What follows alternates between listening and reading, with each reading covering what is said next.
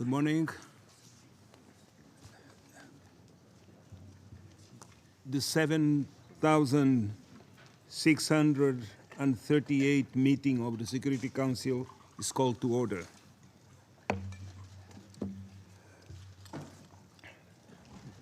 The provisional agenda for this meeting is non-proliferation, Democratic People's Republic of Korea.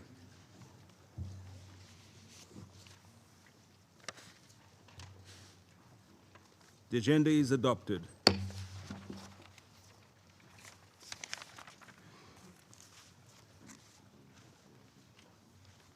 As this is the first formal meeting of the Council for the month of March, I should like to take this opportunity to pay tribute on behalf of the Council to His Excellency Ambassador Rafael Ramirez Carreño, Permanent Representative of the Bolivarian Republic of Venezuela, for his service as President of the Council for the month of February.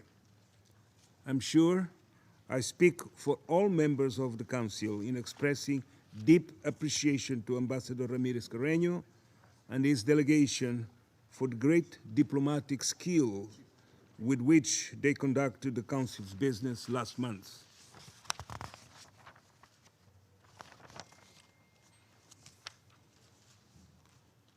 In accordance with Rule 37 of the Council's Provisional Rules of Procedure, I invite the representatives of Albania, Australia, Austria, Belgium, Bulgaria, Canada, Chile, Croatia, Cyprus, the Czech Republic, Denmark, Estonia, Finland, Germany, Greece, Hungary, Iceland, Iraq, Ireland, Israel, Italy, Kazakhstan, Latvia, Liechtenstein, Lithuania, Luxembourg, Malta, the Netherlands, Norway, Palau, the Philippines, Poland, Portugal, the Republic of Korea, Romania, Slovakia, Slovenia, Sweden, Turkey,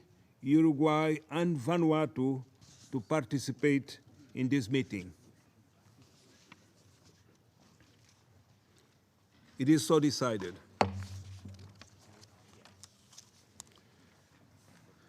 The Security Council will now begin its consideration of item 2 of the agenda. Members of the Council have before them document S 2016/202, the text of a draft resolution submitted by Albania, Australia, Austria, Belgium, Bulgaria, Canada, Chile, Croatia, Cyprus, the Czech Republic, Denmark, Estonia, Finland, France, Germany, Greece, Hungary, Iceland, Iraq, Ireland, Iraq, Italy, Japan, Kazakhstan, Latvia, Liechtenstein, Lithuania, Luxembourg, Malaysia, Malta, the Netherlands, New Zealand, Norway, Palau, the Philippines, Poland, Portugal, the Republic of Korea, Somalia, Senegal, Slovakia, Slovenia, Spain, Sweden, Turkey, Ukraine, the United Kingdom, the United States, Uruguay, and Vanuatu.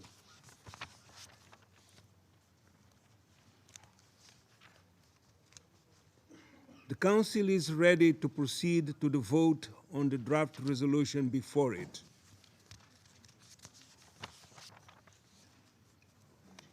I shall put the draft resolution to the vote now.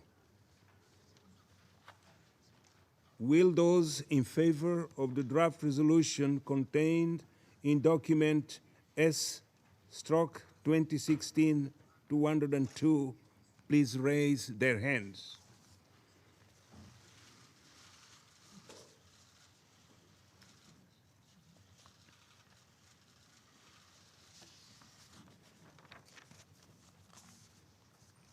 The result of the voting is the following. The draft resolution received 15 votes in favor. The draft resolution has been adopted unanimously as Resolution 2270, 2016.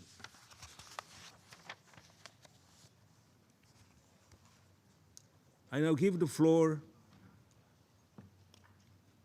to those members of the Council who wish to make statements after the vote.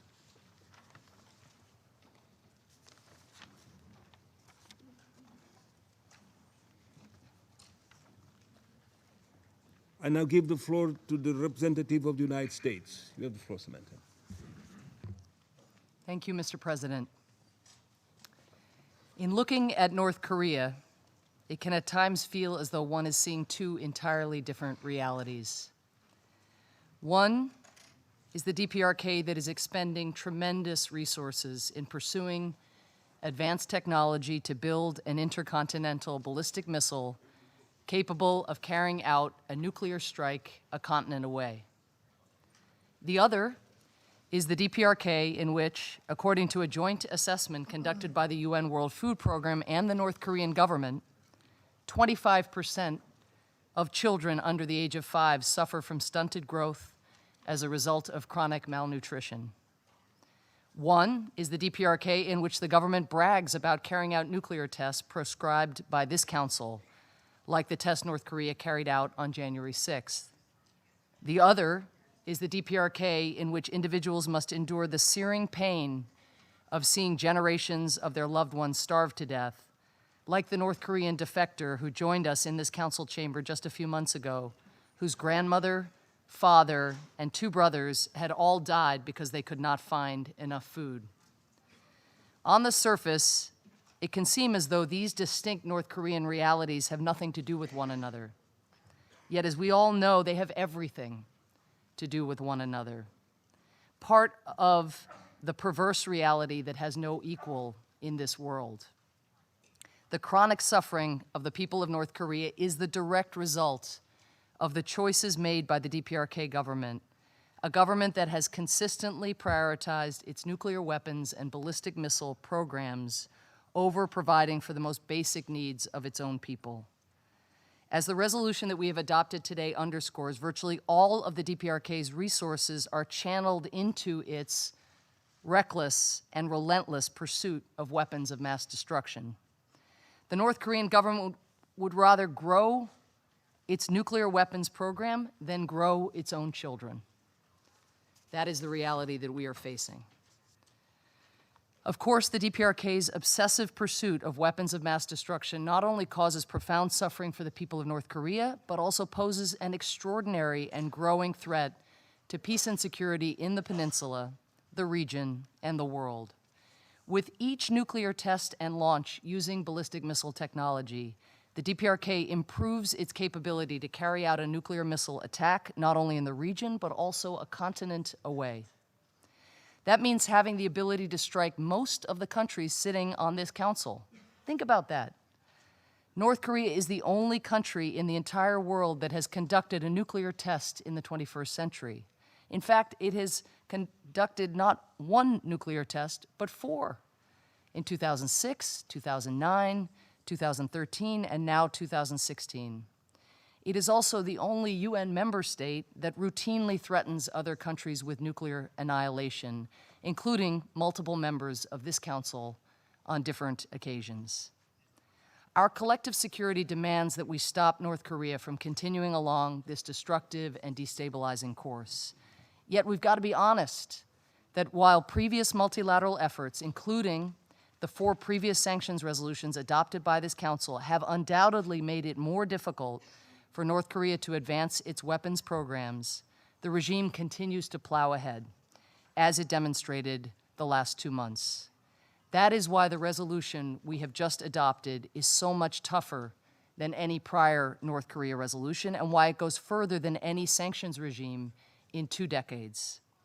We have studied the ways the DPRK has been able to exploit gaps and evade measures aimed at impeding its nuclear weapons and ballistic missile programs, and we've put in place new measures to fill those gaps, one by one. Let me give just a few of many examples of how the resolution adopted today does this. North Korea generates a significant share of the money it uses to fuel its nuclear and ballistic missile programs by mining natural resources, often exploiting workers in slave-like conditions and selling those resources abroad. For example, it is estimated that the DPRK brings in approximately $1 billion a year in coal exports, roughly a third of the revenue it earns from exports, and it brings in at least $200 million a year in iron ore exports. That is why the resolution we have adopted today limits and in some instances bans outright North Korea's exports of specific natural resources, making it tougher for the government to get the money it needs to keep funding its illicit weapons programs. Until today, in many countries around the world, inspectors required information providing reasonable grounds to inspect cargo coming into and going out of North Korea.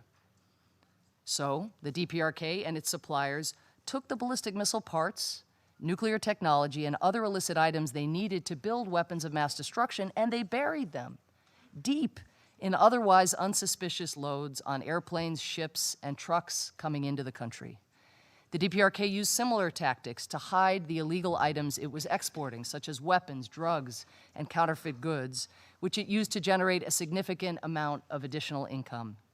That is why, under this resolution, cargo going into and coming out of North Korea will be treated as suspicious, and countries will be required to inspect it whether it goes by air, land, or sea. This is hugely significant. North Korea used to be able to import aviation fuel, which included rocket fuel, used to launch prescribed ballistic missiles. Not anymore. The resolution adopted today bans all imports of aviation fuel, including rocket fuel. For years, the DPRK deployed arms dealers, smugglers, financiers, and other enablers of its illicit weapons programs and claimed that they were diplomats and government representatives around the world. Abusing diplomatic protections, these individuals cut illicit deals, set up shell companies, and procured banned items to aid North Korea's weapons program. The resolution adopted today obligates countries to expel any North Korean who carries out these acts, including DPRK diplomats. Despite previous financial sanctions that constrained North Korea's access to the international financial system, North Korean banks were still able to do business on foreign territory, allowing the government to fund its illicit programs. Under the resolution adopted today, states around the world will have to shut down DPRK financial institutions in their territory. North Korean scientists have used specialized trainings at academic institutions and international research centers to obtain technical expertise that they then put to use to advance the DPRK government's nuclear weapons and ballistic missile programs. The resolution adopted today prohibits specialized training of any DPRK national in fields that could be used to advance these programs, including nuclear and space-related technical exchanges. Now, as these measures make abundantly clear, the purpose of this resolution is not to inflict greater hardship on the people of North Korea, who endure immeasurable suffering under one of the most repressive governments the modern world has ever seen. The United States has repeatedly urged this Council to address the human rights violations committed by the DPRK, which the UN Commission of Inquiry concluded in its comprehensive 2014 report were widespread and systematic and, quote, have been committed pursuant to policies established at the highest level of the state, end quote. These violations include detaining between 80 and 120,000 people in prison camps where, according to the Commission's report, they have for generations been gradually eliminated through deliberate starvation, forced labor, executions, torture, rape, and the denial of reproductive rights. That's a quote. And the government has carried out enforced disappearances for decades with no accountability, including of citizens from neighboring countries whose families continue to suffer from not knowing the fate of their loved ones. The scale and gravity of such abuses is what led us to push, along with our partners, to make the human rights situation in North Korea a permanent item on the Security Council's agenda, as it now is. North Korea continues to show what we have repeatedly said in the Council, that governments that flagrantly violate the human rights in their own people almost always show similar disdain for the international norms that help ensure our shared security. The DPRK's abysmal human rights record is another reason we have taken steps to ensure the sanctions contained in this resolution specifically target the government which carries out these grave abuses with impunity. It is deeply important that today's resolution and all the tough measures it includes has been adopted with the support of all 15 members of the Security Council. In particular, the United States would like to recognize the leadership of China, which has worked closely with us in negotiating this extremely rigorous resolution.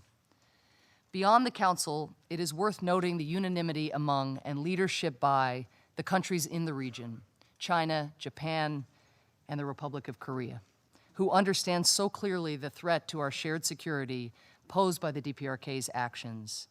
The fact that this resolution has been co-sponsored by 50 member states drawn from every region in the world demonstrates both the recognition of the global threat posed by North Korea and the international community's commitment to working together to address that threat. We are clear-eyed about the nature of this regime. We are under no illusions that following the adoption of this resolution, the DPRK government will abruptly abandon its prohibited weapons program due to a sudden realization that the international community is united in its determination to stop North Korea's dangerous pursuit of nuclear weapons. Were that to be the case, North Korea would have given up their nuclear weapons and ballistic missile programs long ago.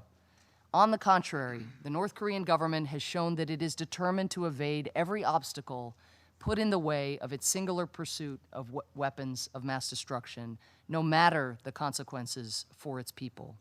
Yet, at the same time, we have seen how the strategy of increasing multilateral pressure can be effective, and that is what we are doing here, even as we find new ways to impede North Korea's efforts to advance its nuclear weapons and ballistic missile programs, as our collective security and the DPRK's track record demand that we do.